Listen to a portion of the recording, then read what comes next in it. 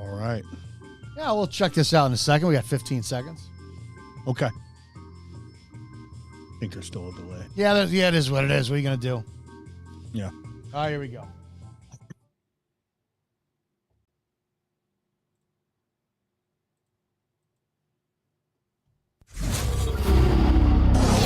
Sit down, shut up, and pay attention. This is the Rants of Izzo Show with your host, Dominic Izzo, from porn to politics.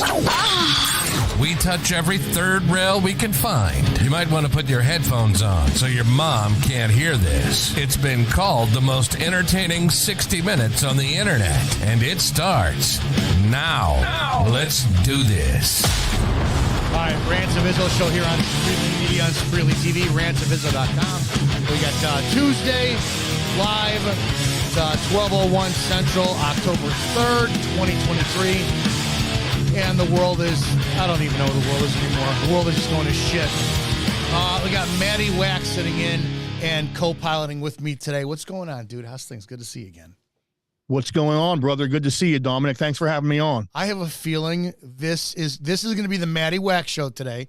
I want it to be. The first time we interacted and met was with Scott Sieverts on the Burn Pit podcast. It was a great podcast, and I just walked away dumbfounded and just blown away and impressed with your level of just passion and education of the Constitution. Thank you. Scott's like, hey, Matty West, come on. I'm like, fuck yes, get him on here. So if you are somebody who is curious with how the Constitution lives, breathes, and affects us all, I think this is one of the best guests for this. Give everybody a 360-degree view of who you are, and then, I think we need to have conversations about the state of today, and, I guess the biggest question, if anything, could be done by that, or about it. Yeah, well, I'm just a regular guy. I am a construction worker, born in upstate New York. My family moved down here to Pennsylvania back in the late 70s. And I grew up just like everybody else in the early 80s. I'm 47 years old. So that puts a reference on, what time period I grew up in and was a child, my childhood. But I was born in the bicentennial of 1976. So maybe that has something to do with it. But, I really didn't start looking into politics until I was late in my teens, because that's whenever you are old enough to vote. And I was always conservative. And because my dad was, right, most of the time we sort of frame our political views off of our parents or one parent, and my dad was always conservative. So I went down that political ideological line, and further down the road as the years went by, I became a huge historian. I like to study American history specifically, and then getting my education through multiple different sources. And I really hate using the History Channel or any cable television channel to get your frame of reference when it comes to history, because it's mostly done by Hollywood. And one of the problems today, I believe, is a lot of times people get their history lessons from Hollywood movies, Netflix series, or mainstream media, cable television documentaries. But anyway, further down the line in my life, I decided to take it to that next level, Dominic. And I decided to find a group of men who were involved in what we call and what we know popularly as a militia. So I found a group, me and my one friend, and we met a group out here in Westmoreland County, Pennsylvania, Eastern PA, or east of Pittsburgh. And we met a lot of guys, we trained, and we sort of left that unit because it wasn't going the direction we wanted to go. We wanted to take it a little bit more hardcore. And then we started our own militia group. It was called the Iron City Citizens Response Unit. And we did a lot of activity because that was in 2019. Enter 2020, you had all the shutdowns, the BLM riots, and we were very active during that time period. And we made our group public, social media. We did public events, and we got a lot of heat from the far left media. We were called every name in the book, white supremacists, you name it. Even though we had an Egyptian and a black man in our unit, doesn't matter. The media controls the narrative. And whenever I saw that happen, the 2020 shutdowns, which we discussed on the podcast that we did live with the Burn Pit a few weeks back, that was my sort of awakening to know that there is basically no political solution to this country's problems by the way of ballot casting or even whining and complaining on social media. And that is basically where I am at now today when it comes from a political standpoint and the way I perceive the American culture, the American way of life right now. I really don't see any political solution to this country's problems. Are we even allowed to say that? It's ironic. I was in the shower earlier and sheriff was at my door, so I don't even know what they wanted today, right? But then, I still got my sister's address here and whatnot. So can you even say that without fear of, and I know the answer for you is there's no fear of it, but the average American citizen can't say, I don't believe in voting. Doesn't matter who we vote for.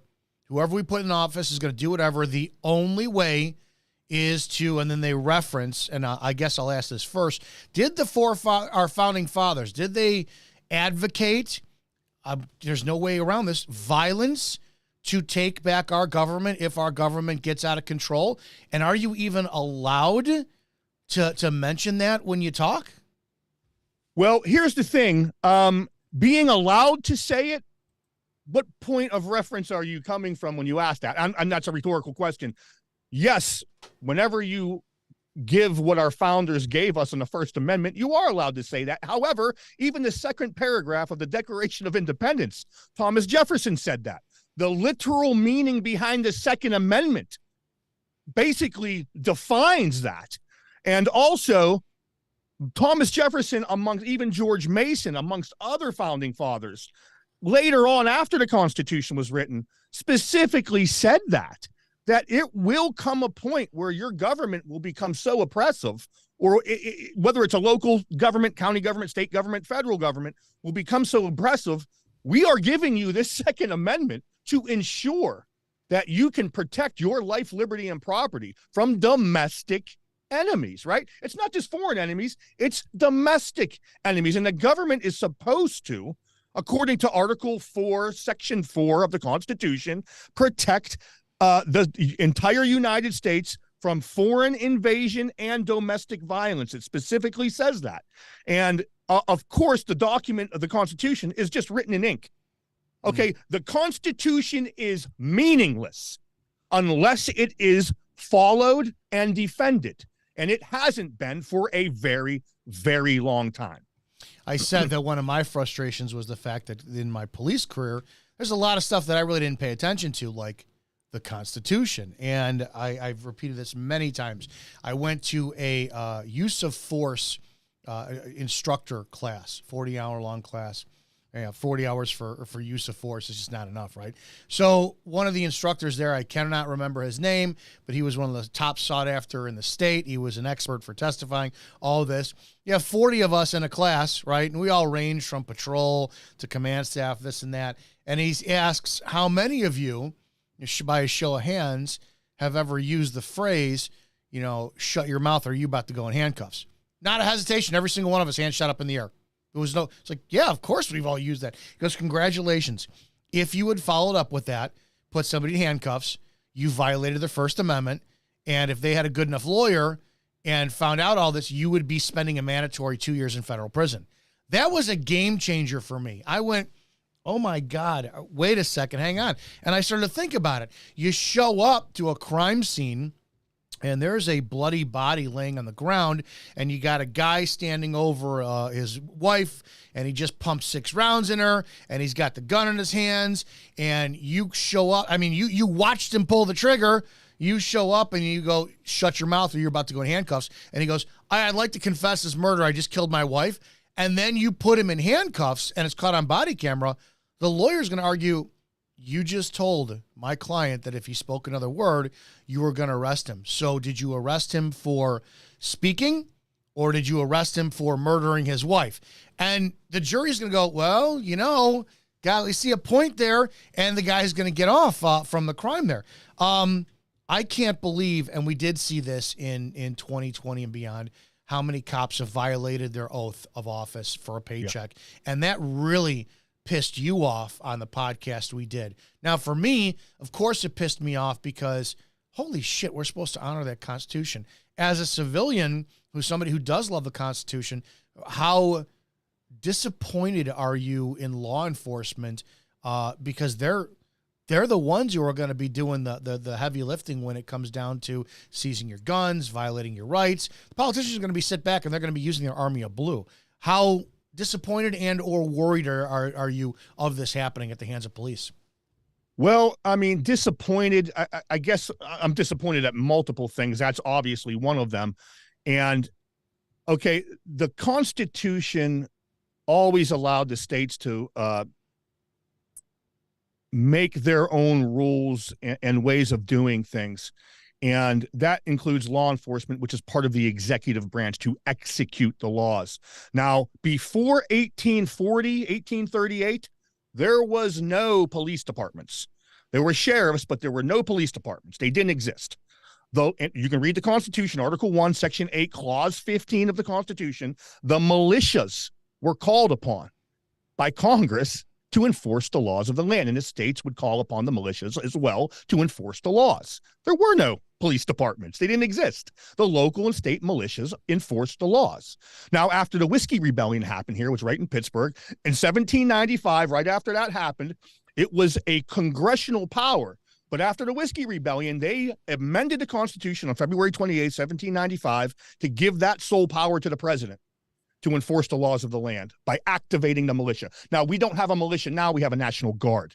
So the National Guard can be called, it's called federalizing the National Guard. So not only was I disappointed with law enforcement agencies, local, county, state, and federal. Now, here's why, because the president had full authority for the BLM riots and for the governors violating constitutional rights, which we went through in the last podcast. He could activate any federal law enforcement agency and charge and arrest governors, mayors, health department officials for violating U.S. law code.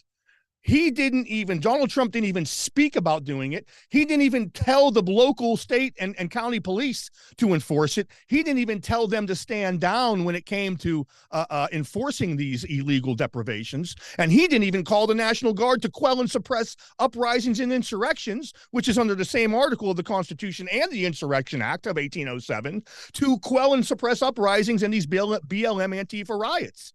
He literally did nothing. And a lot of governors did nothing. I mean, it goes across the board. But to your point, law enforcement, they are the violence arm of the government. And now what they have used this for, and this is mayors, governors, everybody, president, here you go, do as we say and use the threat of violence to enforce my edict on the people. And that's where we're at. The entire system, Dominic, the entire system is fucked. There's no constitutional republic anymore. You have an oligarchy or basically a plutocracy. The powerful elites do whatever they want, and the law enforcement agents will do so because they will not receive their pension, their benefits, and their paycheck if they don't. Now, if you know right now, Dominic, in the city of New York, they have kicked out people, old citizens from nursing homes, okay? Gave him a month and a half, including a 95-year-old Korean War veteran. You got to go. We're busing in these migrants now. We're busing in illegal migrants. And the police escorted the migrants down the road in the buses. The police escorted illegal migrants. And they're kicking people out of their homes, busing them in. And on the border, you have Border Patrol agents, which is a federal law enforcement agency, along with the U.S. military on fucking camera, letting these people in the country, invading. There's no more country. We don't have it anymore. And that's a violation of U.S. Law Code Title 8, Section 1324, harboring and supporting and aiding illegal immigrants. I mean, there's no law. There is no law and order. It's only for us citizens. That's it. I have to wonder. The country's fucked. It's done. Can we? You can't vote your way out of this. It's over. That's the mindset that many of us have, and it's frustrating as beyond belief because, we're the same age. I'll be 49 in 6 months, and I got maybe 20 years left of good fighting in me, right? Get it done now, because I really don't want to be 70-something and all of a sudden have to pick up arms. Hopefully I'll be in shape then, but shit. Here's the generic question, and it's, what do we do? Because you're right. I turned on the whole backing the blue and supporting my own when 2020 hit, and it was mid-2020, and people were I was blown away, and I was commenting on my Facebook about how can cops enforce these mask mandates? It doesn't make sense. And I had cops on my timeline who were commenting, you don't know what it's like to have to worry about feeding your family. You're not a cop anymore. And I would comment, did you just admit that you're willing, publicly for everybody to see, because my shit's public, that you're willing to violate somebody's constitutional oath for your paycheck? Conveniently, I was blocked and the comment was deleted. It's like, that's a lot. It's not a few bad apples spoil a bunch. We looked at the pandemic. We looked at essential employees. You looked at guys and gals who were making 80, 90 grand a year for just staying in a squad car, turning a corner. They're not about to say no when it comes to not enforcing mask mandates, because we also know that they're looking for that asshole all week, and they like a little bit of action. So that's where we're at. I said a million times, too, the pandemic and the shutdown would not have happened if cops had said, we're honoring our oath here, and if this guy wants to come to a village hall meeting and scream at you without wearing a mask, it's not my responsibility to pull him out because he's not wearing a mask. If you had done that, there would have been no lockdown. But since that's where we're at, and like good little doggies, we've all been conditioned to cops are going to wind up oppressing our rights when it comes down to whatever, pandemic shutdown 6.0 or whatever. And voting, we clearly see voting is rigged. It just is. What is the solution?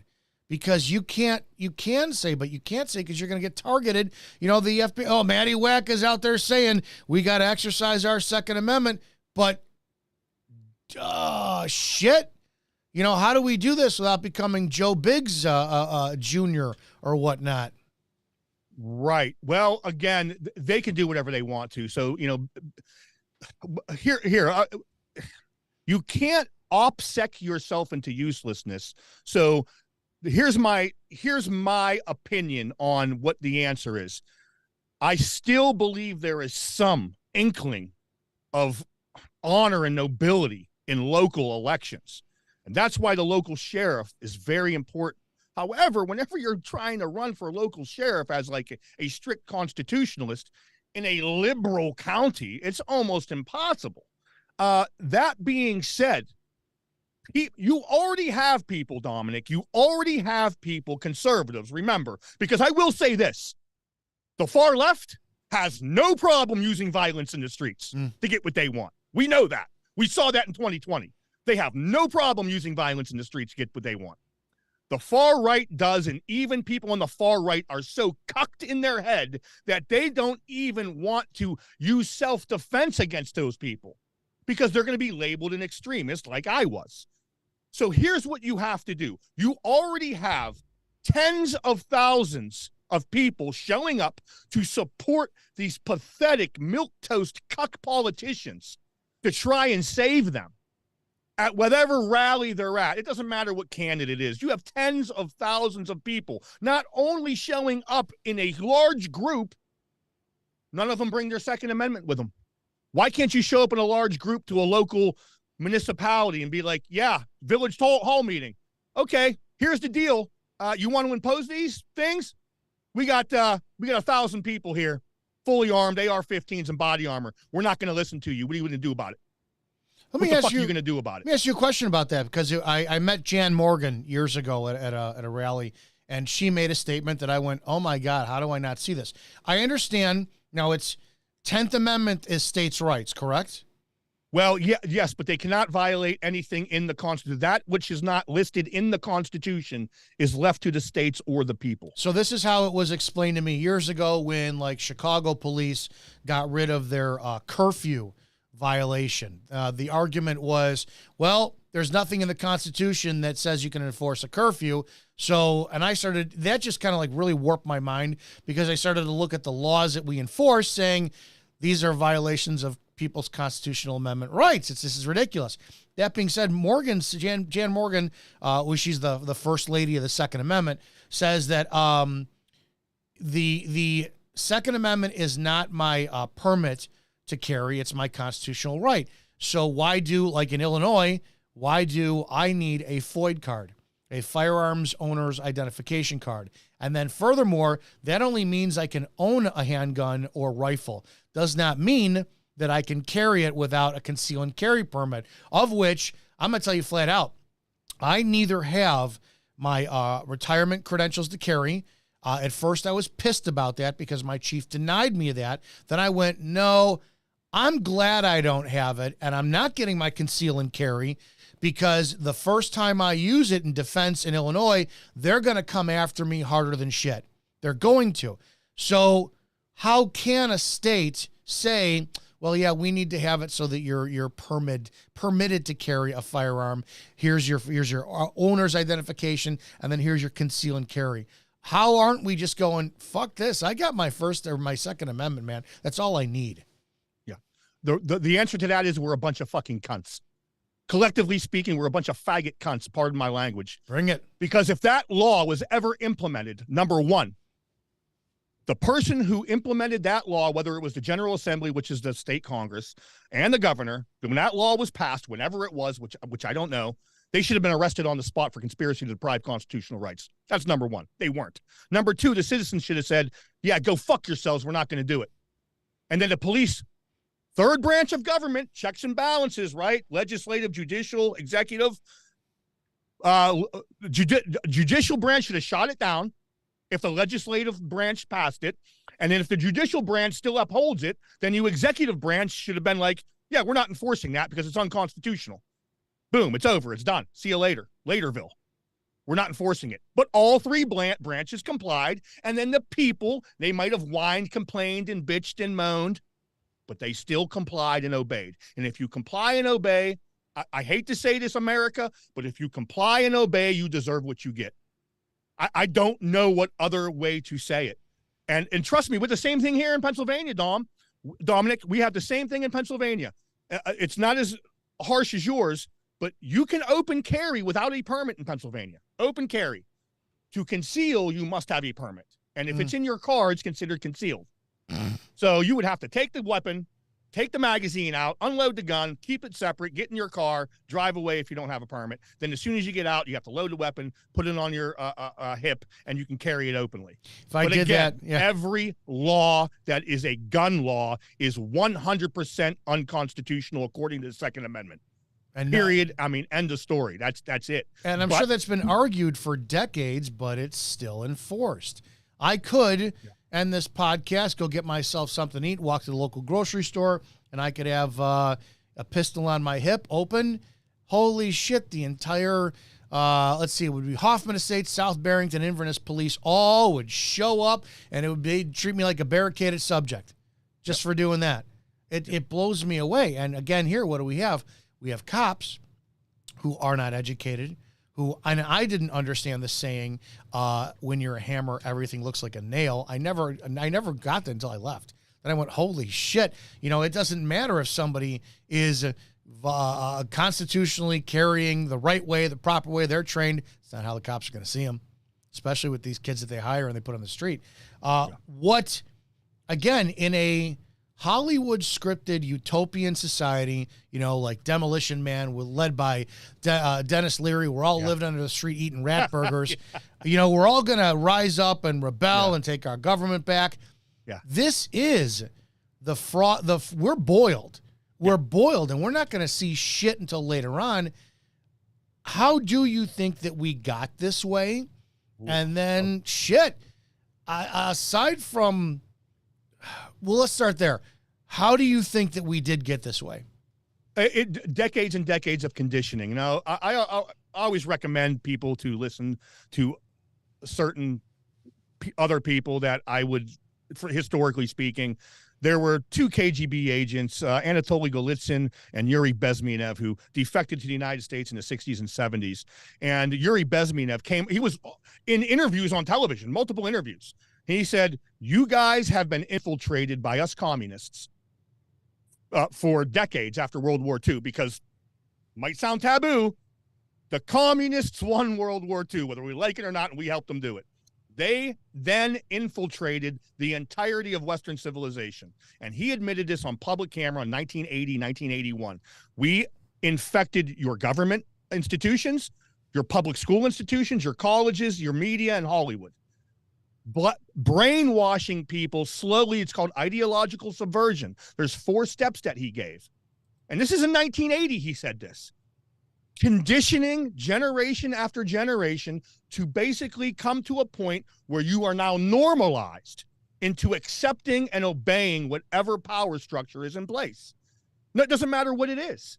We are locked on our iPhones. We are video games. People watch sports ball every weekend. My militia trains every Saturday for 3 hours. Every Saturday we train. On top of that, we do our physical fitness on our own. I can't get men in this country to train one weekend, even one weekend a month, let alone 3 hours on a weekday. They'd rather watch sports ball, drink beer, or go, play video games or whatever it is. And they're the ones, Dominic, that bitch and complain about their government. Yet, there's an old phrase, Dominic, and it's a Latin phrase. Now, I'm sure you've heard it before. It's called si vis pacem para bellum. You familiar with that? No, I'm not. Si vis pacem para bellum is a famous Latin phrase, and it was actually used in one of the John Wick movies. It was actually one of the subtitles on the John Wick movies. And it means, translated in English, if you want peace, prepare for war. Now, what that phrase means is that you cannot be peaceful unless you are parabellum, prepared for war. Why? Because only a man who is capable of great violence can be peaceful, because it's a choice. And if you are not capable of great violence, you are not peaceful, you are harmless. And there's a difference. And because the American people, and especially the ones on the right who call themselves patriots, they're not parabellum. They are not prepared for war. They're prepared to watch movies, Netflix series, sports ball events, drinking beer, getting fat, whatever the case. I mean, I know men that don't even work out, yet they'll wear a MAGA hat and say, rah, rah, rah, America. We've seen that. And these people have been conditioned to be weak and to do what? Not to fight for their freedom, Dominic. They have only been taught to vote and cast a ballot for a cuck politician to give them their freedom back. How emasculating and weak is that I can't have my freedom unless this guy gives it to me, so I got to cast a ballot for him and give him donations. Or do the same thing in court with a judge.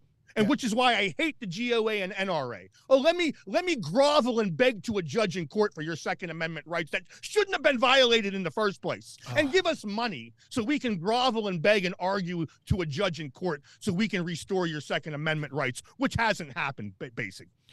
There is so much that you just said that is it's overwhelming, because we do have grown men who, we've heard the saying a million times, right? And there's 2 of them.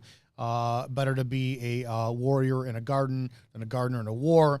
We also have the whole weak times create weak men, comfortable times create weak men, all this. We're there. The courts, oh dear God. I ran for Cook County Sheriff out here in Chicago in 2018. And it dawned on me the embarrassment that the Cook County Sheriff's Department is. Second largest county in the nation. They kowtow to Chicago Police Department. Chicago PD is within the county, but if anybody ever comes out here, you know damn well that it's CPD that runs things. It's not Cook County. I never really realized, and our sheriff is a liberal. He's a guy who was appointed and then won an election, if you will, 3, because he was promised a federal judgeship apparently later on down the road if he played the good boy. Our judges, there is a level of corruption to all of them. It's all about a system. We see this nonstop attack on masculinity, all the way from the Dr. Christine Blasey Ford to believe all women, all this shit. Food is poisoning us. It's got so much soy and shit in it. Transgender movement, all this is to attack men. If it comes down to, and this is always where my mind goes, is who wants to be the first person? Because you could take any movie out there, right? And I never understood this mindset of, why do you want to be the first person charging and storming the castle? You're going to get gunned down, right? And then I realized, well, that's why the military takes 18-year-old men versus 48-year-old men. Because if they said, hey, 18-year-old Dominic Israel, they go, listen, go run up that hill with a pack of C4. You're going to blow yourself up and kill every fucking enemy out there, but you're going to be hero of the world. I'm going to go, yeah. Yeah, I'm going to go, yeah, that's great. Fucking 48-year-old me is going, get a fucking drone to do it. What are you talking about? At this stage, when we have men who are amped up, ready to go, powered up like you, who's going to be the first one? And we're talking for entertainment purposes, because we saw that and this is I always have to preface this because I don't ever want somebody going, well, they're inciting a fucking riot. January 6th, if they wanted it done right, would have been done right. Right? But it was not, because it wasn't an insurrection. But they still took people who made noise, like Joe Biggs. I watched a lot of the stuff that Joe did, and I was like, I don't know if that was the smartest move to do, because they weren't prepared to follow through with it. It was just, let's go walking in. So that's first mass casualty. Enrique, I forget what his name is, another casualty. If you get that front line who charges at the government, you know there's going to be people who fall. Do you think that the people behind them, these internet warriors who all like your stuff, like my stuff, like all the big voices out there, do you think they're really going to pick up the weapons and keep fighting? Or do you think they're going to go, no, I'm going to go back to Instagram and just hit a like button? Do you have any confidence in our ability to be men and take this country back? No. So let me give you a couple of different stories here. So the first one I'm going to go to is the most recent one. And are you familiar with what happened in the Bundy Ranch incident in 2014? Vaguely. Yes, I remember vaguely. Okay. Basically, it was the Bundys own a ranch that bordered federal land, like National Park and Forest. And the National Park and Forest, which was called the Bureau of Land Management, BLM, not the Black Lives Matter, Bureau of Land Management, was not taking care of their property that bordered the Bundy's property. The Bundy had a lot of cattle on their property. Now, what happens in the Northwest during the summertime? Well, brush fires happen.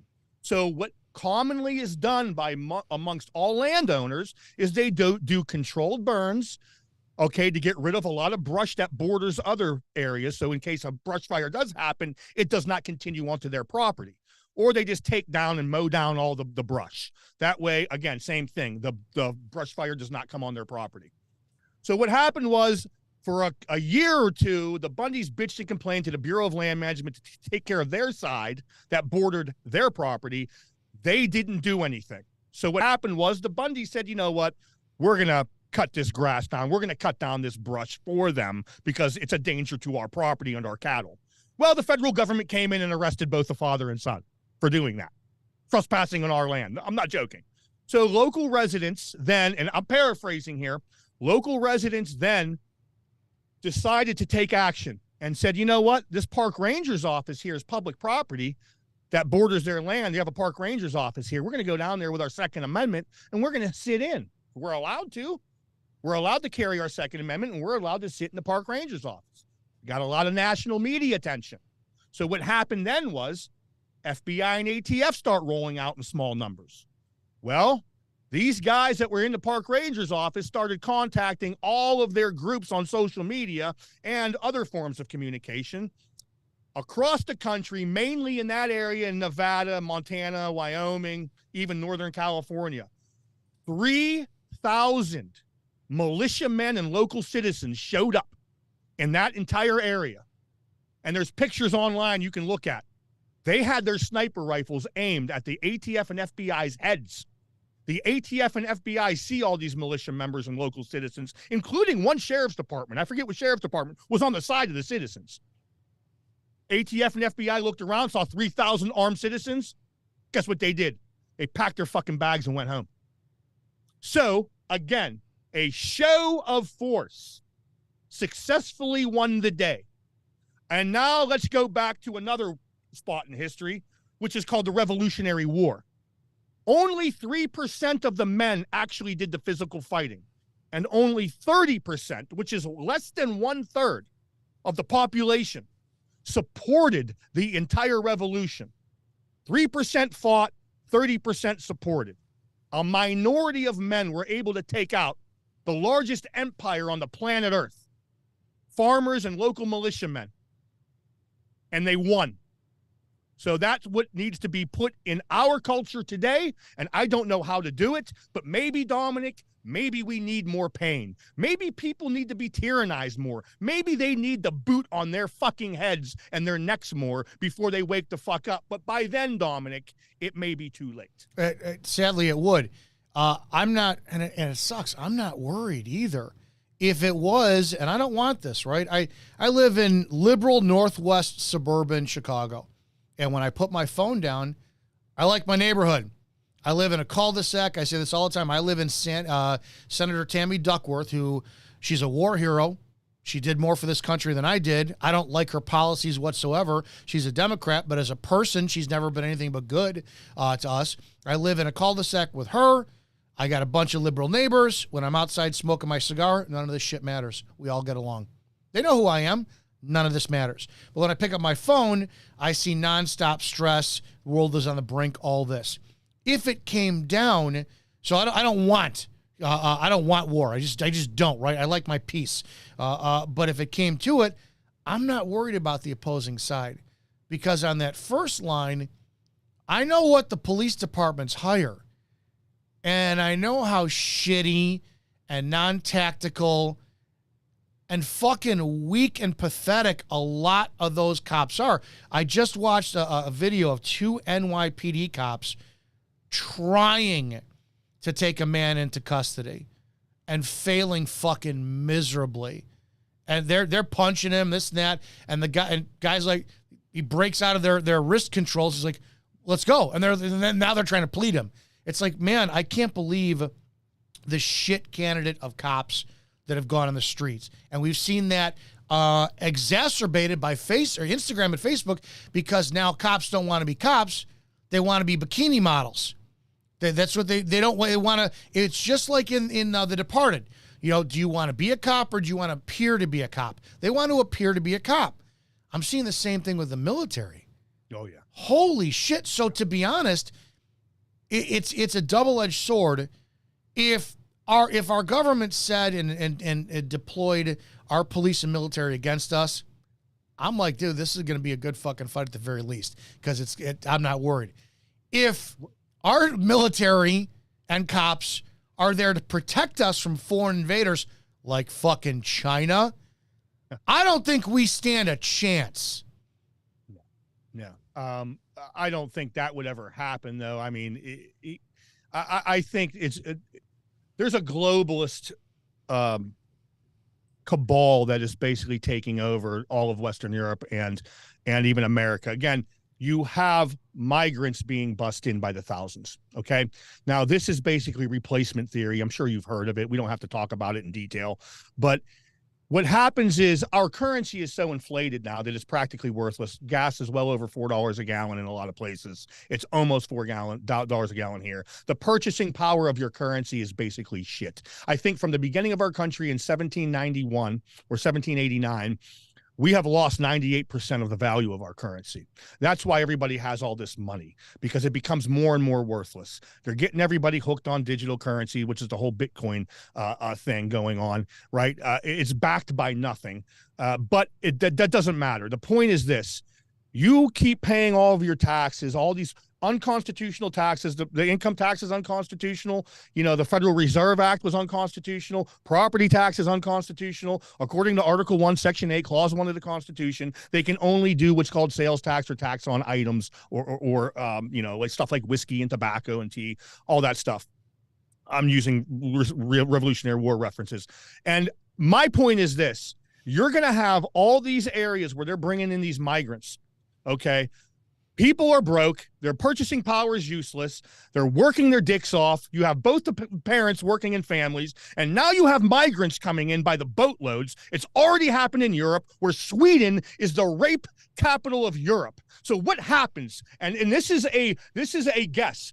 Maybe we can look into a crystal ball, but what happens whenever people's daughters and wives get raped and murdered by these migrants, and people are being beaten up and their properties burnt or stolen property because of this influx of illegal migrants on both the southern border, and they're being shipped further in. Are people going to wake up then? I don't know. But I'm going to tell you what, I could tell you right now, I don't have any kids, but if my niece was a victim of one of those crimes, I can't even discuss what I would do. But my point is this: what the hell are people thinking whenever this is going on right now, and they're going to wait for 2024 to cast a ballot for one of these cuck politicians like Ron DeSantis? Guess what him and Governor Abbott did a few months back? You remember? All the illegals came into their state. Oh, I'm going to stick it to the Dems, and I'm going to take taxpayer money and put these illegal immigrants on buses and airplanes and ship them deeper into the country to Democrat areas so they can rape and murder people over in those cities because I'm sticking it to the Dems. This is the kind of Republicans that we have, conservatives. This is what I'm talking about. No one's coming to save us. There is no knight walking in on a white horse or riding in on a white horse. There's only one motherfucker coming in on a white horse, and the Bible named who that guy was, if you know what I'm saying, Dominic. 100% I do.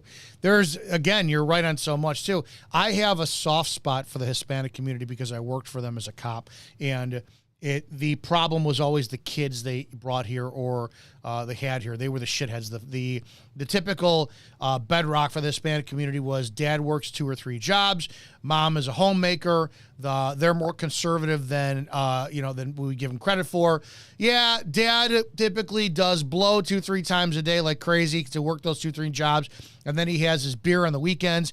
We used to call them domestic Sundays because dad would wake up drunk, and maybe he'd get a little heavy-handed. Every culture has their crimes. You're right about the rape factor because I've said this so many times, and people, you're racist. No, it's cultural. In that culture, they would have 2 or 3 families living in a single family home. They're very good at partitioning off segments. The males would get drunk and some really abhorrent sexual advances would be made. There was a time, I don't recall when, I'd have to check my facts on this one, but the legal age of consent in Mexico was considerably younger than anywhere in the United States. So number one, it's culturally there. Now, the other factor of it is the mom who is here illegally, dad who's here illegally, they don't want attention drawn. So if you have a rape in the household, they're not going to call the police because you can't have the breadwinner removed when mom has no English skills or any other skills to provide for the family. So that culture does happen here quite a bit, especially when you're in a drug-induced state. The volume of cocaine and alcohol consumed within that culture, I do not know why it's a taboo to talk about it. The other part of it is I disagreed at first, and then I went, you know what, maybe not. With everybody who is going, oh, look at the border, they're sending over here males of fighting age. And I went, oh, that's so stupid. You don't see any men or women or children there, do you? And I went, that's how my great-grandparents came here, though. It doesn't matter what culture you were. If you were from Italy, you came over here, the man established, then he sent home for the kids. So I don't see anything wrong with this. Then I started to think, shit, if I'm coming here for another country at the volume of tens of thousands that these people are, you're being strategically bused to large cities. You got the politicians saying, oh, woe is you. You're here for a better life. You're welcome. And then when everybody gets there, and it's so easy to remain unidentified and just flee wherever you want to, they've got their fucking armies in position. Because all you need to do is say, everything that you were promised, the Republicans are not allowing. So here's a pallet of bricks, and here's some fire. Let's go take a page out of Antifa and Black Lives Matter handbook, and let's riot and burn the cities down. I do think they went from trans movement to soften shit up and to divide people to whatever alien shit is going to happen next to the migrants are going to fucking riot when it comes down to this new election cycle. And I think they are like the stratego placed pawns, and they're their army. It's already worked in Europe. It's already happening in Europe. It's no longer Europe. And I hate to bring race into it, but, France is no longer French. Britain's no longer British. It's Muslim. Sweden's no longer Swedish. They're Muslim. You cannot do multiculturalism. Multiculturalism doesn't work. French should have French culture. German should have German culture. Sweden should have Swedish culture. Mexico should have Mexican culture. China should have Chinese culture. China doesn't accept migrants. Poland doesn't accept migrants. They're called racist, and that's our problem. We're so fucking pussified. And again, Dominic, the right-leaning people, the conservatives, as we conserve nothing. We're so fucking pathetically weak and emasculated that we won't say these kind of things about these. These migrants are coming from Africa and the Middle East also. On the southern border, they're coming from Mexico and other Central American countries. But we're so fucking weak because we don't want to be doxxed by the media because we're too scared to be called a Nazi or a racist or a fascist. So you know what? I don't want to be called those mean names. So go ahead and rape my people, destroy my culture, and just take over my country because I don't want to be called a bad name. And if we're too worried about being called a bad name, Dominic, we're fucking done. We've already surrendered. With 2024 coming, I kind of want to go that direction for a second. What do you see happening? I personally don't think they're going to allow Trump to run. I think that Biden's going to either step down or pass in his sleep because of his age, or it's going to be, I got to spend more time with my family because of Hunter. I do kind of agree that Gavin Newsom is going to be involved somehow with their side. I do not think he's beatable. If they stick Michelle Obama in there, I don't think she's beatable. Do you see Daddy Trump coming to save us again? And if he does, how much damage will the country be done because of even more decision because they reelected the orange man? Again, this is just my opinion. Okay. People will disagree with me. That's fine. I believe Trump was always controlled opposition, almost like every other candidate. In order for you to run for president, in order for you to win, you have to have two things: money and media exposure. And you can't get money unless all of the elites that own all of the big companies, including the banking institutions and other huge companies, pharmaceutical companies, are the ones who donate to your campaign and get you elected. And they're not going to do it to somebody like Dr. Shiva. I encourage you to listen to him. He's running under independent. He'll never win. Oh, I had no idea he was running. Win. He's basically running as a constitutionalist, hardcore conservative. I had no idea. He won't even be put on the ballot. No idea Shiva was running. That guy's brilliant. Yeah. What's he got, 3 degrees from MIT? Oh, yeah, that's correct. You should hear what he said. He calls out all the Republicans. My point is, you are going to have DeSantis or Trump win, and here's why. They are not going to let a Democrat win. Here's why they're not going to let a Democrat win. If they do that, number one, the far right, the people on the right are going to become more radicalized and disenfranchised. And then they might rise up. And the global elites know that. So they're going to have a Republican win again. And then that will keep all the Republicans at bay, all the conservatives at bay, because they think that either Trump or DeSantis is going to save them. However, both of them, Trump, useless at best, part of the problem at worst, of everything. Operation Warp Speed, printed more money than any other president before him, gave the entire pharmaceutical companies welfare, billions of dollars, Pfizer, Johnson, to do the vaccine. And did nothing with BLM and Antifa, did nothing about the shutdowns and lockdowns, full constitutional authority to take care of all of that, didn't do shit. And then you have DeSantis, who wasn't president, but he's the governor, passed the largest anti-First Amendment bill in all of American history for any state. And he went to another country to sign it. And I'm not going to mention the country he went to because I don't want your show to be scrutinized in any way. But he signed the largest anti-free speech bill in history. DeSantis is a piece of shit. Still has red flag laws in Florida. There is an anti-Second Amendment red flag law in Florida. DeSantis still has that in place. These conservatives are not conservative. The entire movement of both the left and the right have moved further to the left. The Democrats are basically communists, and the conservatives are just neoconservative Marxists. everyone's moving to the freaking left. There's very little people left on the right. It's all controlled opposition. It doesn't matter who wins, really, except for controlling the public. And in my opinion, a right-wing politician will win, and I believe it'll be either Trump or DeSantis. Trump is literally getting free media exposure. Remember, his quote-unquote arrest never spent one motherfucking second in a jail cell, never spent one motherfucking second in handcuffs, and made millions of dollars off of his mugshot that's all over coffee cups and T-shirts. I mean, it's unbelievable what the public does, worshiping and idolizing this guy. Yeah, and I've said that the MAGA Republicans are just as bad as the crazy liberal leftists. It's a cult. You can't criticize. I voted for them. But you can't criticize them. If I go online and I say, I'm so sick of, like Donald Trump Jr. posted a video of Ron DeSantis getting the pancake makeup on before the debate.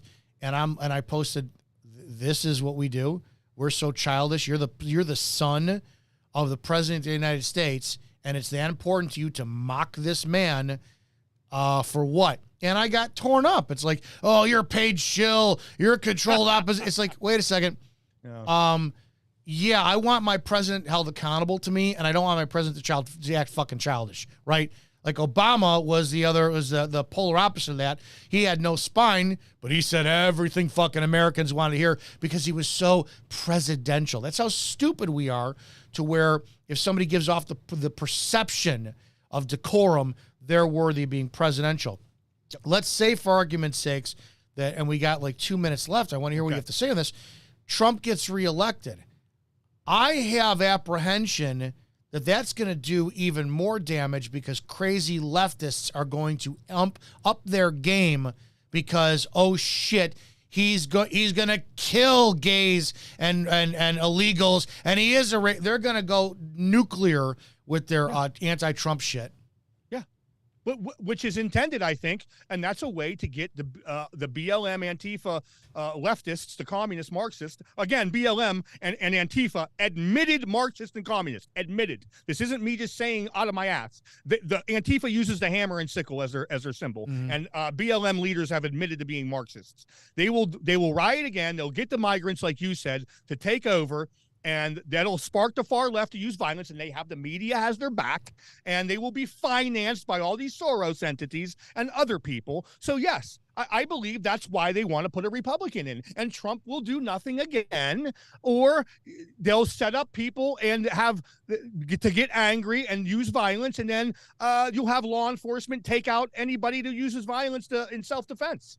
So again, it doesn't matter who gets elected. People need to get together, and people need to understand the reality that voting in this system that we have is 100% useless. There's no political solution, and there is no peaceful solution. The only peaceful solution is you guys doing nothing and accepting your tyranny and just making as much money as you can to think that you can live as comfortably in this tyranny as possible. Clearly, that's it. The answer is to make money and buy ammunition because you're going to need it.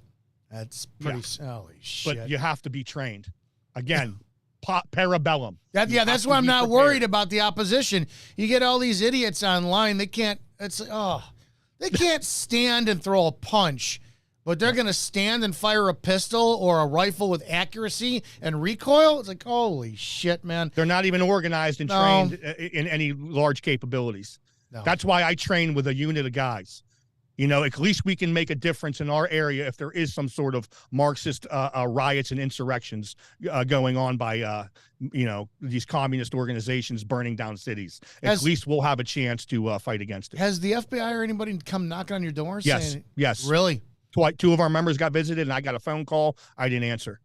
I wonder if you just say, hey, listen, I'm exercising my constitutional right unless you're going to arrest me. I really have nothing to say. But you know what? And because I know what cops are like, and like you were talking about with the Bundy Ranch, them standing down, it pisses them off, and they just continue to look for shit to fuck you with.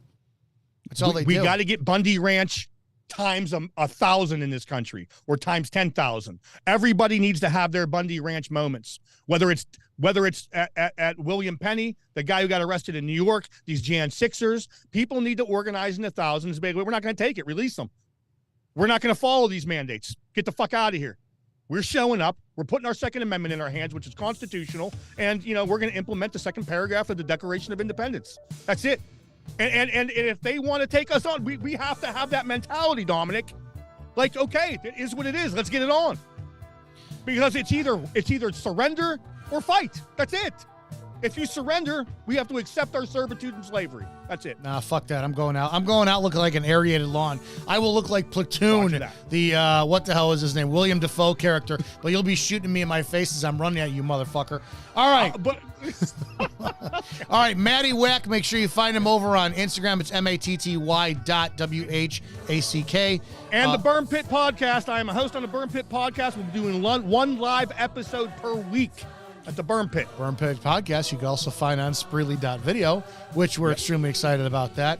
Guys, have a great damn day. Appreciate this as always. We can go another 2 hours. Maddie can go another 2 hours, and I can just fucking listen because it's incredible. I think this is one of the most important guests. You got to pay attention to Maddie because I always leave us something whenever he talks. Have a great damn day. Remember, go out there, do something for somebody, and if you can't do something to help them, just don't fucking hurt them. It's the easiest way to solve your problems. And go train. Go fucking train, you cunts. Have a great day, guys. See you tomorrow.